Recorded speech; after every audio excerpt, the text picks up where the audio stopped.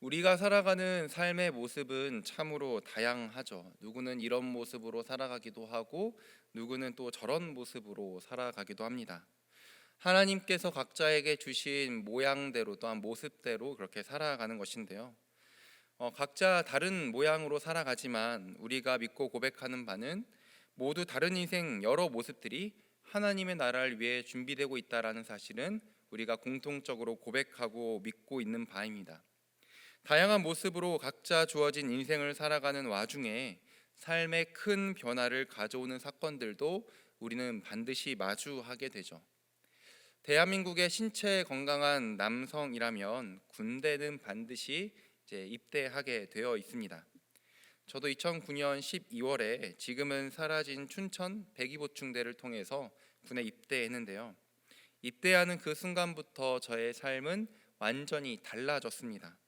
제 스스로 제가 능동적으로 삶을 바꿨다기보다는 군대라는 환경과 시스템이 저를 변하지 않으면 안 되게끔 만들었기 때문에 입대하는 순간 많은 것이 바뀌게 되었죠.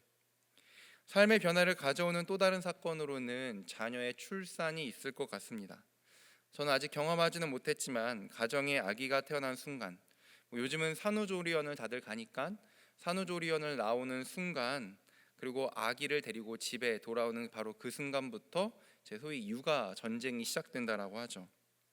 이전에는 그냥 했던 여행이나 여가 활동, 영화를 본다거나 아니면 부부가 그냥 시간을 내어서 카페에 가서 고요하게 커피 한 잔 하는 것조차 아기가 생기게 된다면 모든 것이 정말 각오하고 해야 될 일이라고 들었습니다. 입대와 출산 외에도 우리의 인생에는 정말 큰 변화와 변곡점을 이야기하는 사건들이 굉장히 많이 존재합니다. 그것을 기점으로 내 삶은 이거 이전에는 이랬는데 이거 이후에는 이렇게 되었다라고 이야기할 만한 사건들이 분명하게 모든 인생 가운데 존재하죠. 그렇다면 우리네 일상적인 변화 말고 성도의 인생의 여정 중에 가장 중요한 인생의 변곡점은 무엇일까요?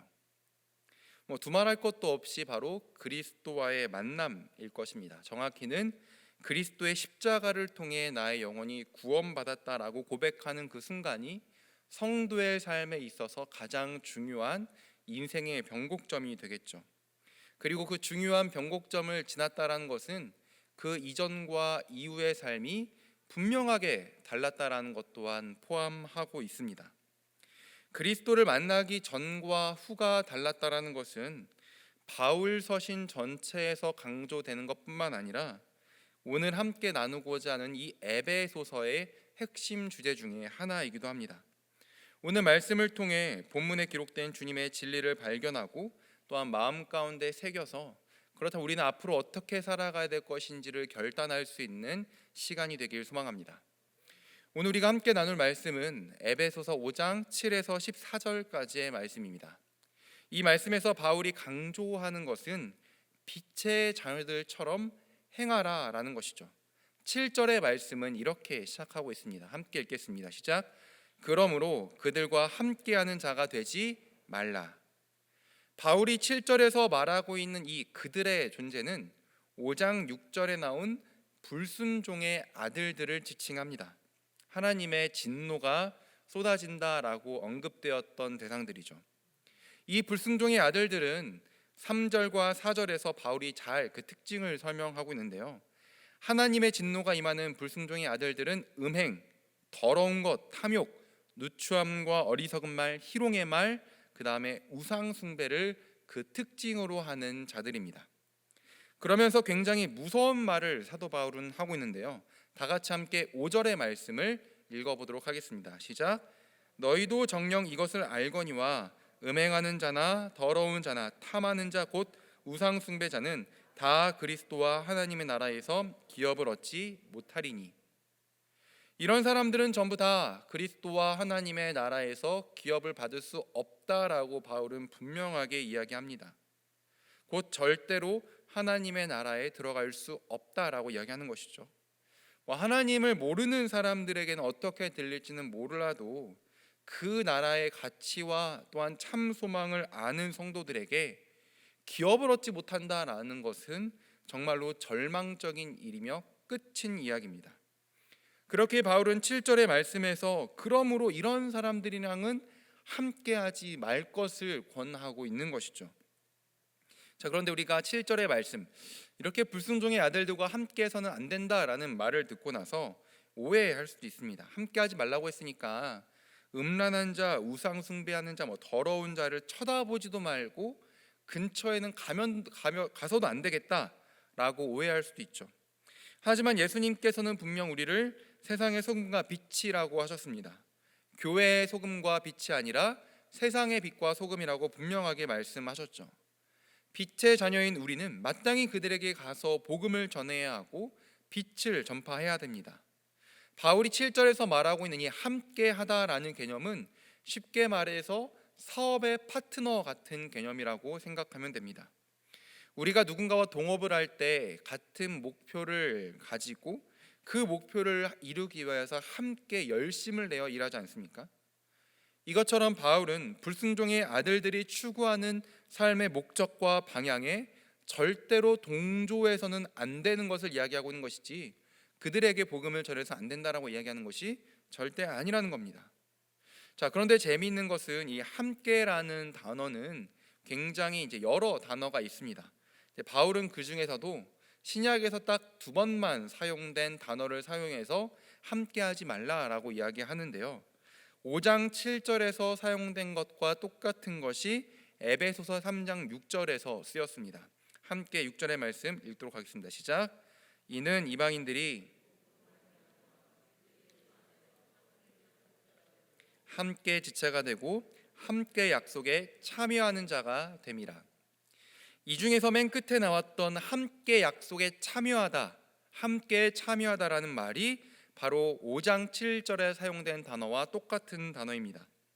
자, 복음을 통해 그리스도 예수 안에서 하나님께서 창세 전에 약속된 그 모든 약속을 내가 누리고 상속자가 되고 함께 참여한 자가 되었는데 어떻게 하나님의 진노를 받는 불순종의 아들들과 함께 할 수가 있겠습니까? 이것은 물과 기름처럼 도무지 섞일 수가 없는 것을 뜻하는 것이죠. 그런데 문제는 물과 기름처럼 그 존재가 다르니 아예 섞이지도 말아야 하고 함께 할 수도 없는데 우리의 죄된 본성이 여전히 꿈틀거려서 하나님께서 약속하신 불순종의 모습에 우리가 다리를 살짝 얹고 살아간다는 것이 문제입니다. 그렇다면 우리가 어떻게 해야지 불순종의 아들들의 이 모습에서 완전하게 떠나서 그리스도를 통해 우리에게 주어진 약속에 온전히 참여하는 자가 될 수가 있을까요? 이것을 이야기하기 위해 사도 바울은 8절을 이야기합니다. 다 같이 함께 5장 8절의 말씀 읽도록 하겠습니다. 시작. 너희가 전에는 어둠이더니 이제는 주 안에서 빛이라. 에베소서를 읽다 보면 1장부터 6장까지가 크게 2개의 주제로 나뉘어져 있다는 것을 우리가 파악할 수가 있습니다. 1장부터 3장까지는 하늘에 속한 신령한 복이 어떻게 누구를 통해 왜 이방인들 즉 믿지 않던 자들에게 전파되었는지를 1장에서 3장까지 설명해 주고 있죠.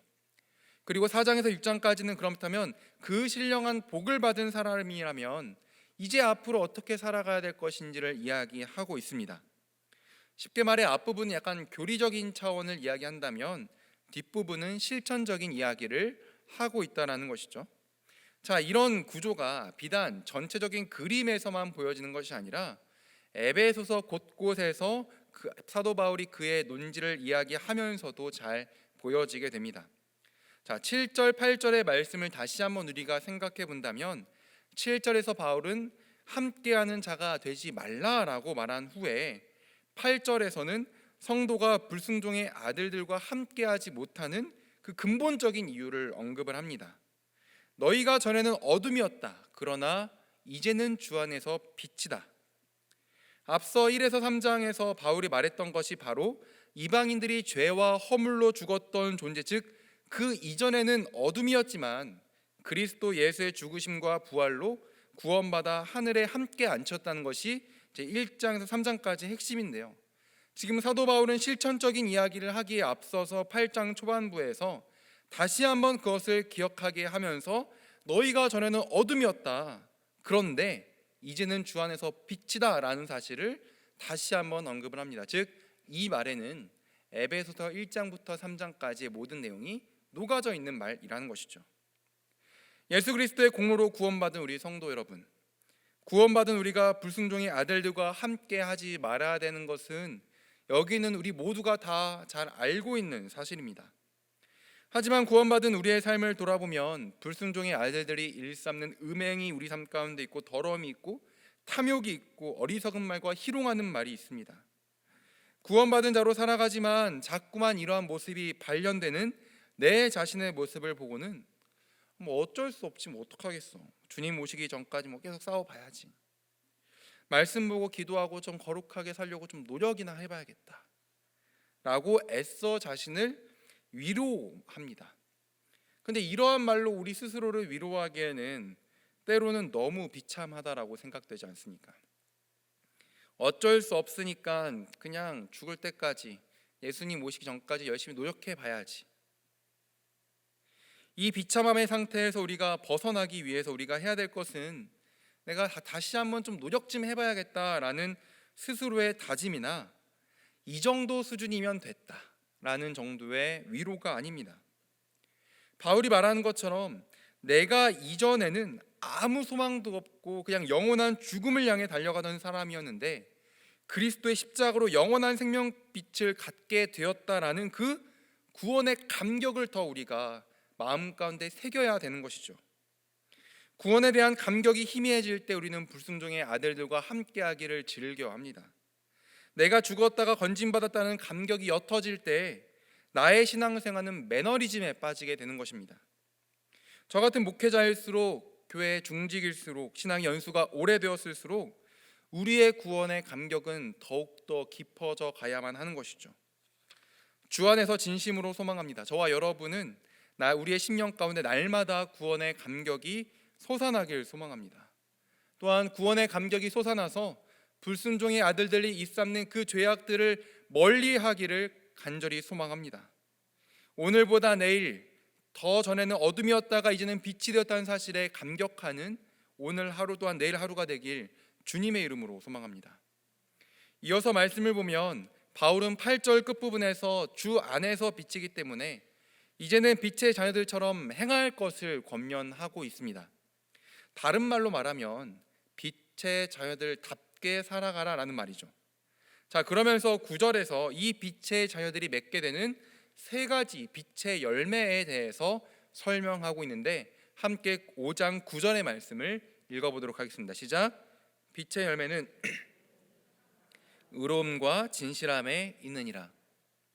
빛의 자녀가 맺게 되는 열매로 세 가지는 착함, 의로움, 진실함이라고 언급하고 있습니다.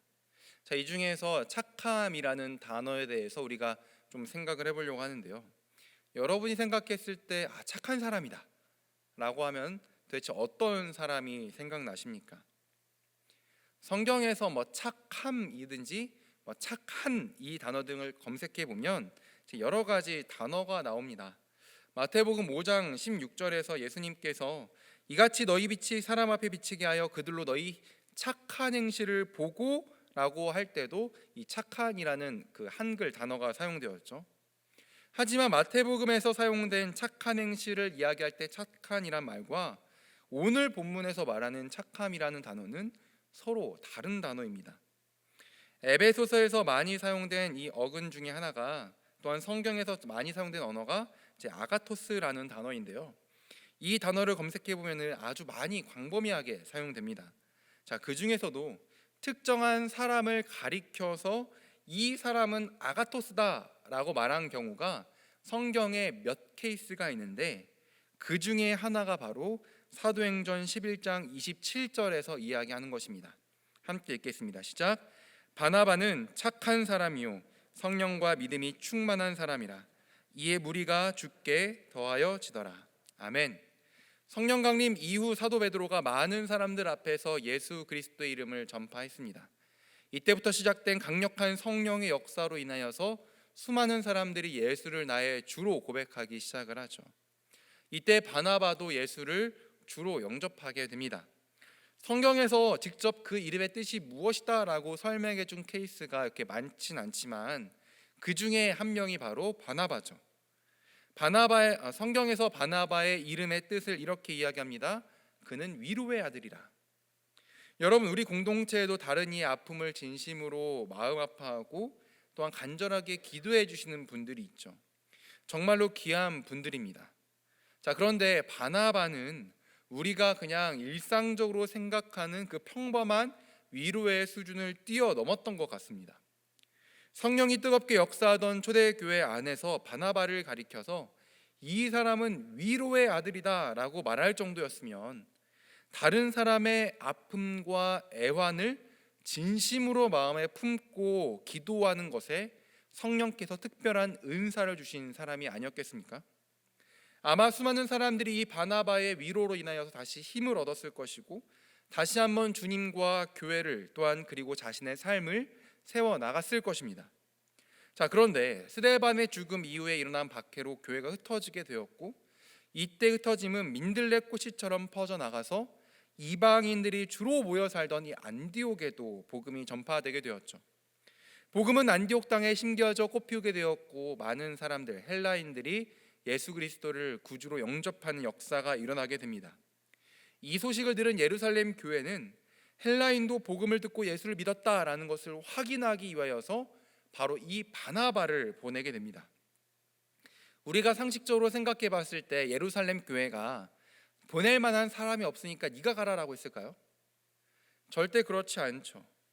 아무나 안디옥에 보낸 것이 아니라 한 번도 들은 적이 없는 이방 땅의 전파를 확인하기 위하여서 예루살렘에서 뽑아 보낸 것이 바로 이 바나바였습니다. 그리고 이 바나바가 뽑힌 이유를 짐작해 볼 수 있는 것이 우리가 함께 읽은 바나바는 착한 사람이요 성령과 믿음이 충만한 사람이라는 것에 녹아져 있는 것이죠. 바나바가 지닌 착함이라는 것은 개인이 그냥 태생적으로 갖고 있던 착함이나 어떤 그러한 성품에서 발현된 것이 아닙니다. 태생적으로 착한 사람이라는 것은 모든 사람은 이미 모태에서부터 죄인이라고 선포하는 성경의 기준에 맞지 않습니다. 바나바는 성령이 충만한 사람이었기에 성령의 9가지 열매 중에 하나인 양선이라는 열매를 그 누구보다 성실하고 풍성하게 맺은 사람이었습니다. 앞서 위로의 은사도 결국 교회를 세워가고 복음을 전파하고 성도들을 위로하기 위해서 성령께서 주셨던 달란트인 것처럼 바나바가 이야기하고 갖고 있는 이 그의 착함도 결국 성령의 충만함과 맞닿아 있다라고 우리는 생각하는 것이죠. 물론 성령의 열매가 착함이라고 해서 양선이라고 해서 신자를 대상으로만 착했다는 것은 절대 아닙니다. 분명 바나바의 착함은 사람을 가리지 않았을 겁니다. 그리고 그 착한 행실이 안디옥에서 더 큰 무리를 주께로 돌아오게 하는 중요한 요소가 되었을 것도 분명합니다. 주 안에 하나 된 성도 여러분, 사람의 기질에 따라서 온유한 사람이 있을 수도 있고 좀 급한 사람이 있을 수는 있습니다. 하지만 빛의 자녀가 맺어야 되는 이 착함이라는 열매는 기질에서 나오는 열매가 아니라 얼마나 이 사람이 성령으로 충만한가에 나오는 그러한 열매인 것입니다. 저와 여러분, 우리 교회 모두가 성령 충만하여 착한 사람 되길 소망합니다. 성령이 충만하여서 바나바 같은 착한 사람이 되어서 큰 무리가 주께로 돌아오는데 귀하게 쓰임받는 저와 여러분이 되길 소망합니다. 자, 그런데 이게 한 가지 좀 의문이 드는 게 있습니다. 성령 충만해서 착한 사람 된다. 빛의 자녀가 맺게 되는 열매가 착함, 의로움, 진실함이라고 하는데 이것을 내가 실제 삶에 투영시켰을 때 아니 어떻게 뭘 해야지 착한 사람이 되어야 될지 우리가 손에 막 잡히지가 않는다는 것이죠. 성령 충만해서 착한 사람 되세요라고 한다면 일단 말씀과 기도로 성령 충만함을 구하는 것 외에 내가 무엇을 할 수 있을까라는 의문이 자연스럽게 떠오릅니다. 저는 그래서 사도 바울이 직접 이러한 기준을 제시하고 있다고 생각합니다. 다 같이 함께 에베소서 5장 10절의 말씀을 읽어보도록 하겠습니다. 시작. 주를 기쁘시게 할 것이 무엇인가 시험하여 보라. 원문이나 영어 성경을 보면 이 9절의 말씀은 이렇게 양가로가 쳐져 있습니다. 즉 부가 설명 같은 이야기인 거죠. 그러니까 8절과 10절 사이에 9절 빛의 열매에 대한 이야기가 부가 설명처럼 들어가 있습니다. 이 말은 곧 8절과 10절이 이어져 있다라는 것을 의미하는데요. 8절 끝에 보니까 빛의 자녀들처럼 행하라 라고 말하고 10절에서는 주를 기쁘시게 하는 것이 무엇인지 시험하여 보라 라고 이야기합니다. 우리가 빛의 자녀로서 그 빛의 열매를 맺어야 되는데, 이를 위해서 우리가 해야 될 것은 무엇이냐면 주님을 기쁘시게 할 것이 도대체 무엇일까? 라는 그 질문을 우리의 삶 가운데서 끊임없이 던져야 한다는 그 방법을 지금 사도 바울이 제시해 주고 있는 겁니다. 이것이 성령 충만한 사람의 특징이죠. 특히 여기서 시험이라는 말이 쓰였는데, 이 시험이라는 말은 분별을 뜻합니다. 그러니까 어둠에 있다가 빛의 자녀가 되었다면 주어진 삶을 살아가는데 선택의 어떤 순간이든 평범한 일상의 순간이든 그 상황을 분별하기 위하여서 예수님께서 기뻐하실 것은 무엇일까라는 질문을 계속 끊임없이 던지는 것이 바로 빛의 열매를 맺기 위한 방법이라는 겁니다. 물론 예수님께서 기뻐하시는 것이 무엇일까라는 질문을 많이 던진다고 해서 우리의 삶이 워낙 다양하기도 하고 복잡하기 때문에 이 질문을 던진다고 해서 즉각적으로 모든 답과 모든 길이 열리는 것은 아닐 겁니다. 하지만 한 가지 확실한 것은 우리가 주님 오실 길을 예비하며 살아가는 성도로서 주어진 삶을 살아가면서 과연 주님을 기쁘시게 할 것이 무엇일까, 이것을 늘 마음 가운데 담고 또한 습관적으로 고백하고 이것을 추구하며 살아간다면 우리의 인도자 되신 주님께서 반드시 그분의 기뻐하시는 삶의 열매를 맺을 수 있도록 우리를 이끌어 주실 거라는 사실입니다. 그렇게 우리의 빛의 자녀인 우리가 빛의 열매를 맺기 위하여서 습관적으로 던져야 하는 질문은 주님을 기쁘시게 할 것은 무엇일까? 인 것입니다. 혹시라도 지금 갈등되고 또한 고민되는 문제들이 있습니까? 주님을 기쁘시게 하는 방향으로 선택하시길 소망합니다. 직장에서 가정에서 어떠한 태도로 살아가야 합니까? 주님을 기쁘시게 하는 삶의 태도로 살아가는 저와 여러분이 되길 주님의 이름으로 소망합니다. 이어서 말씀을 보면 11절과 14절에서는 책망에 관한 것이 언급되고 있습니다. 함께 11에서 12절의 말씀을 읽도록 하겠습니다. 시작.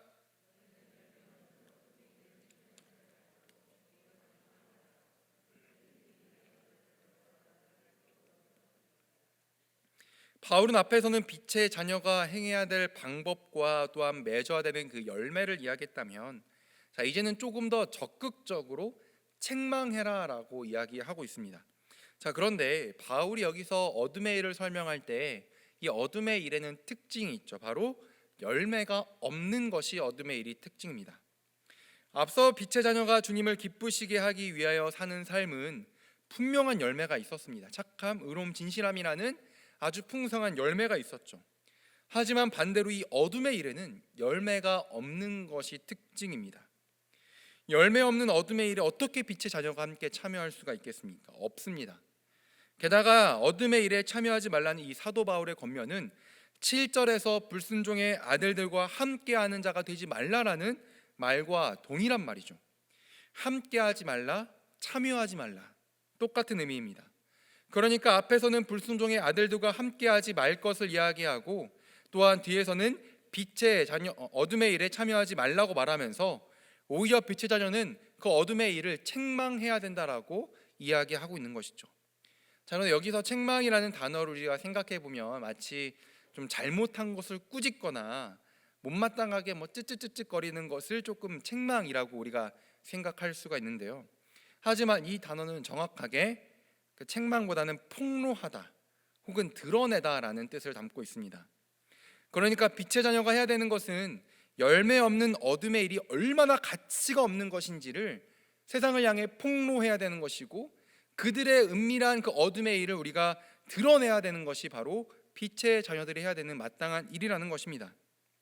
그렇다면 왜 빛의 자녀들은 이 어둠의 일을 폭로하고 드러내야만 하는 것일까요? 자, 그 전에 제가 한 가지 질문을 드리겠는데요. 어둠의 일은 이렇게 그들은 은밀히 행한다라고 이야기하는데, 은밀히 몰래 어떤 일을 한다는 것은 자기가 하는 게 나쁜 것이라는 것을 아는 걸까요? 모르는 걸까요? 아는 거죠. 만약에 자기가 하는 게 떳떳하다면 왜 그걸 은밀히 행하겠습니까? 도둑이 자기가 하는 도둑질이 떳떳하다면 대낮에 사람 있을 때 들어가서 훔쳐오지 무엇하러 한밤중에 가서 물건을 훔쳐오겠습니까? 은밀히 한다는 것, 몰래 한다는 것 자체가 이미 자기 자신은 그것이 잘못된 것임을 알고 있다라는 것을 반증합니다. 12절에 보니까 그들 곧 열매 없는 어둠의 일을 굳이 애써서 하는 자들은 이것을 은밀히 행한다라고 사도 바울은 이야기합니다. 여기서 그들이 누구냐를 생각해 보면 앞서 6절에서 말했던 불순종의 아들들인데요. 이들이 음행, 더러운 것, 탐욕, 어리석은 말, 희롱의 말, 우상 숭배를 일삼았다라고 이야기했죠. 바로 이것들이 대표적인 열매 없는 어둠의 일이고 이들이 이것들을 은밀하게 행한다라는 것입니다. 자, 그런데 문제는 불순종의 아들들이 부끄러워하고 막 감춰가면서 음행을 하고 더러운 것을 하고 희롱하는 말을 하고 우상 숭배를 일삼습니까? 물론 그럴 때도 있겠지만 지금까지 사도 바울이 에베소서에서 그리스도를 알지 못한 자들을 언급하면서 앞서 말했던 음행과 같은 것들은 그리스도를 모르는 자들, 죄와 허물로 이미 죽어 있는 자들은 그냥 자연스럽게 그렇게 살아간다라고 이미 앞에서 많이 이야기했습니다. 그렇다면 열매 없는 어둠의 일은 은밀히 행해지는 것이 아니라 그냥 그들은 자연스럽게 그렇게 행하는 것인데 왜 사도 바울은 은밀히 행한다라고 이야기하는 것일까요? 그 죄인이 하나님을 외면하고 벗어나려는 그 습성에서 이 말씀을 생각한다면 어둠의 일은 늘 은밀히 이루어지려고 노력됩니다. 아니, 정확히 말하면 불순종의 아들들은 언제나 하나님 몰래 악한 일을 꾸밀 수 있다라고 생각하면서 나름대로 하나님 모르겠지라고 하면서 은밀하게 자신들의 악을 일삼기 때문에 사도 바울은 이들이 은밀하게 악한 일을 한다라고 이야기하는 겁니다. 자, 로마서에서 사도 바울은 하나님의 진노를 언급하면서 이렇게 설명하는데요. 다 같이 함께 로마서 1장 19에서 20절의 말씀을 한번 읽어보도록 하겠습니다. 시작. 이는 하나님을 알만한 것이 그들 속에 보임이라. 하나님께서 이를 그들에게 보이셨느니라. 그의 보이지 아니하는 것들 곧 그의 영원하신 능력과 신성이 그가 만드신 만물에 분명히 보여 알려졌나니 그러므로 그들이 핑계하지 못할지니라. 아멘. 바울은 하나님을 알 수 있는 것이 분명히 그들 속에 있고 하나님께서 자신을 계시하심이 천지가 창조된 이 만물에 분명히 알려져 있기 때문에 절대 핑계할 수 없다라고 이야기합니다. 하지만 하나님의 진노를 받는 불의한 자들은 하나님을 알면서도 하나님을 도무지 인정하지 않는다라고 바울은 이야기하죠. 악인들 마음속에 하나님에 대한 인식이 없는 게 아닙니다. 있음에도 외면하고 어둠의 일을 계속하는 것이고 이것은 하나님께서 모르실 것이라 여기며 은밀하게 음행과 탐욕 등의 어둠의 일을 일삼는 것뿐이라는 것이죠. 빛의 자녀는 마땅히 하나님을 외면한 채 은밀하다고 착각하는 어둠의 일을 빛으로 드러내고 폭로해야만 합니다. 그리고 하나님의 진노가 하나님은 모르시겠지라고 생각하며 어둠의 일을 만들어가는 자들에게 하나님의 진노와 하나님의 심판이 임할 것을 분명하게 선포해야 합니다. 그렇기에 우리는 단지 빛을 갖고 있는 자들이 아니라 죄악을 일삼는 자들을 향한 경고의 나팔수가 되어야 되는 것이죠. 자, 그런데 우리가 어둠의 일을 드러내고 빛으로 폭로하는 것은 당연히 해야 될 일입니다. 그런데 우리가 그 전에 내 자신을 먼저 돌아봐야 합니다.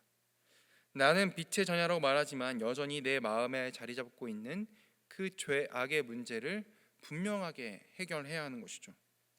자신에게 있는 죄 문제에 대해서 눈 감고 또한 무감각한 자가 어떻게 어둠의 일을 책망하고 폭로할 수가 있겠습니까? 불순종의 아들들이 하나님 모르게 죄를 지을 수 있다라고 착각하는 것이 비단 이들에게만 해당되는 것입니까? 주 안에서 빛의 자녀가 되었다라고 말하면서 내가 짓고 있는 죄들에 대해서 내가 민감하게 깨어있지 않다고 한다면 우리 역시 열매 없는 어둠의 일에 참여하고 있는 자가 아닙니까? 남들에게 차마 말할 수 없는 나의 은밀한 죄의 모습을 하나님은 하나부터 열까지 세세하게 알고 계시는 분이십니다. 하나님 몰래 할 수 있는 것은 아무것도 없습니다.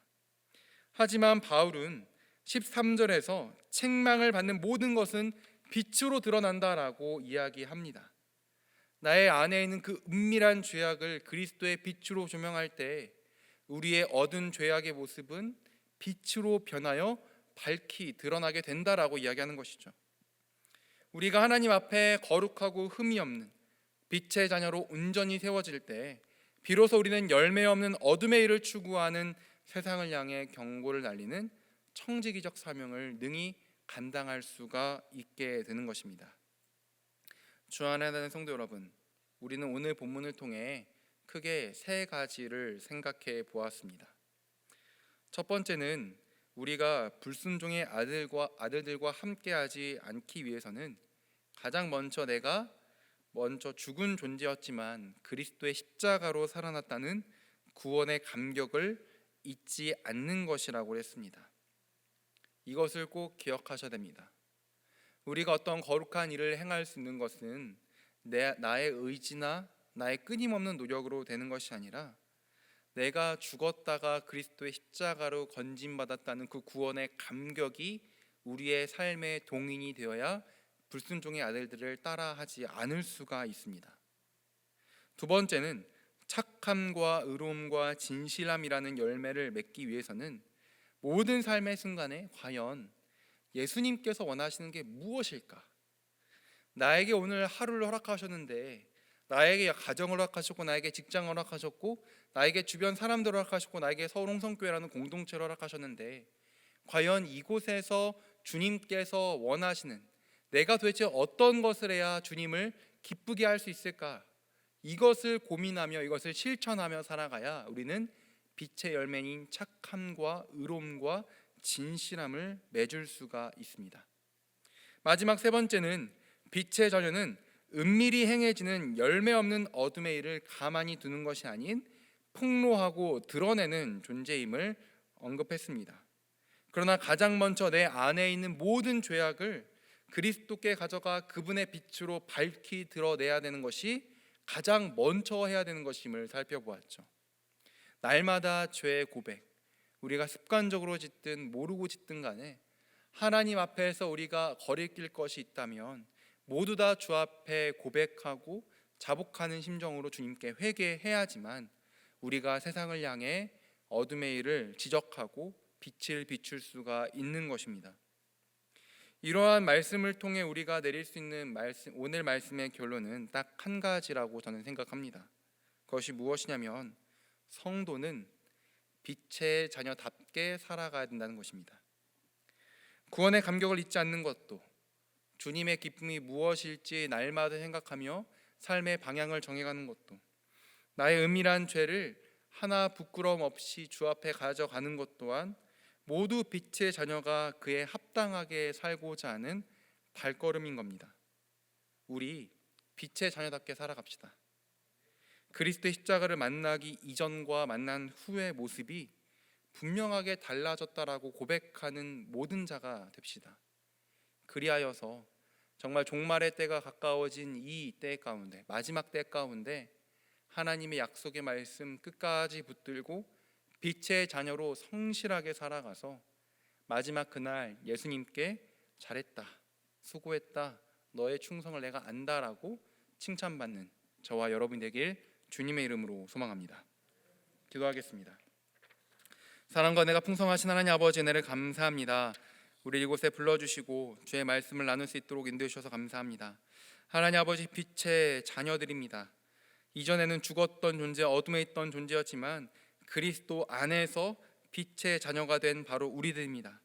늘 구원의 감격을 기억할 수 있도록 인도하여 주시고, 또한 과연 주님을 기쁘시게 할 것이 무엇인지 늘 질문하고 나의 죄악들을, 나의 또한 은밀한 모든 것들을 하나님께 가져가는 또한 회개의 모습으로 빛의 열매를 풍성하게 맺을 수 있는 우리 모두가 될 수 있도록 인도하여 주옵소서. 세상과 또한 교회, 하나님과 세상 가운데 그 양발을 걸쳐놓고 사는 것이 아니라 우리가 온전히 주님께 붙들린 인생이 되어서 빛의 자녀로서 이 종말의 때를 하나님과 함께 끝까지 걸어갈 수 있는 충성된 모든 성도 될 수 있도록 인도하여 주옵소서. 감사하며를 구원하신 예수님의 이름으로 기도드립니다. 아멘.